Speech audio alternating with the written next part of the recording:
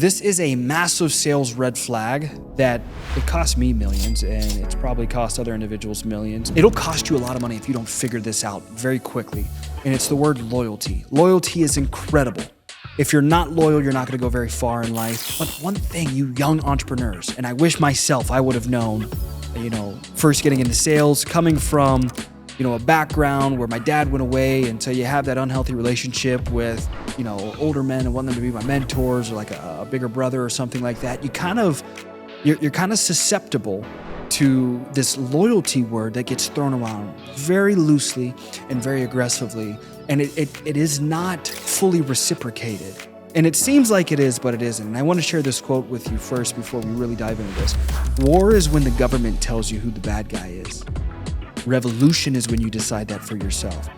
So there's two types of people. First, you've got your blind loyal people. And this is a very, very strong loyalty. And then you've got your math loyalty and your self-serving loyal people. And this is biologically, we are all wired to preserve ourselves. That's where that fight or flight mechanism kicks in. You ever been cornered by a bully or a wild animal or your adrenaline shot through the roof? Your body is wired to think, protect myself, preserve my bloodline, my genetics. That's how we stay alive, and flee the scene or destroy whatever is in front of me. Now, when I go back to the first type of person, a blind, loyal person, this was me. And this is probably one of my greatest weapons, but also simultaneously one of my greatest weaknesses. Because in the early part of my sales career, I'm blind loyal. I just keep hearing the word, be loyal, be loyal, be loyal. You're making hundreds of thousands of dollars. And now you're making millions of dollars. By 22 years old, I made my first $1 million on the 1099. But what most people don't realize, and they don't ask the right questions, is, well, what did you net? Well, not much. I think it's 10, 15% out of that, because I wasn't asking the right questions. I wasn't asking the deep loyalty questions of what's going on behind the scenes, what's the paperwork, what's the math on this, how is this individual that is claiming to be loyal to me truly taking care of me?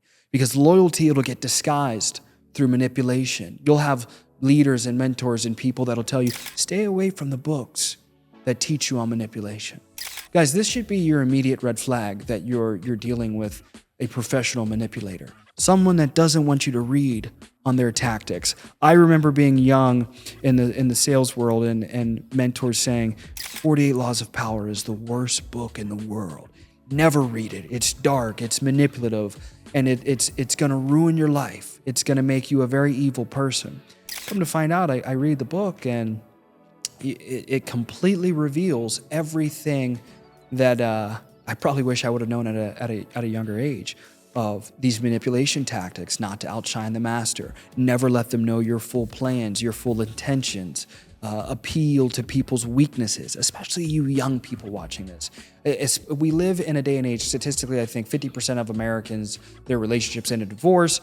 There's got to be a larger percentage of people that are growing up in single mother households where you're susceptible to this loyalty and manipulation from older males, weak males that want to manipulate you. But your truly wealthy leaders and mentors, their loyalty is going to sound like this. Tristan, I want you to take care of you first. If there's more money and better money and it's a good opportunity and it's legal and sound, I want you to take advantage of that, even if I don't get compensated for it. Your manipulative leader is going to say, I want you to win, but not more than me. And they'll disguise it with a bunch of different things. And I think of a guy that I was coming up with, and I'll come up with a different name for him. But he's probably one of the best and most profitable that I knew that took advantage of the disloyal environment we came up in. And I'll just say his name's Matt. And I think he's almost been there 8 or 9 years. We started around the same time. And again, I'm just giving you a fake name for him out of his safety and protection. But he always paid attention to the math.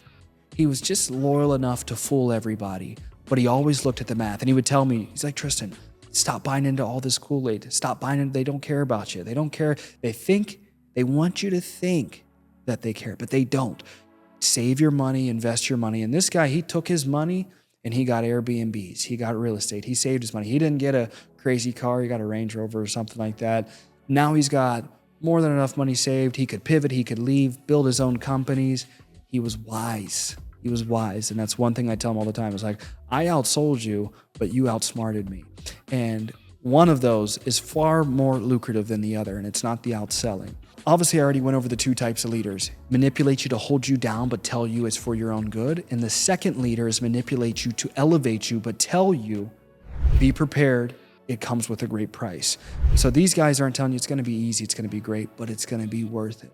And to end with the loyalty, I remember when I was leaving my captive company, I'm having a conversation, one of my mentors, and I say, I thought we were family. What happened to loyalty? What happened to being family? And this is the greatest lesson I ever learned. This guy looks me in the eyes and he's like, we've never been family. This has always been business. And that's the lesson I want you 18-year-olds to know. You're getting into sales, or maybe you're 31, you're 41, and you bought into the loyalty. Be loyal. But be loyal to your God, your family, yourself, and honest loyalty to your coworkers, to your friends and your family, and the people that you're building a business with. Here's what's available. Here's what you can partake in. Here's what you can't partake in. People will respect you far more for that. But the sooner you figure out that this world is full of wolves and sheep, and you got to figure out very quickly, which one are you going to be? Are you going to be a wolf who sets the tone, sets the standard, takes and builds? Or are you going to be a sheep that follows, gets taken advantage of, gets destroyed, gets mutilated?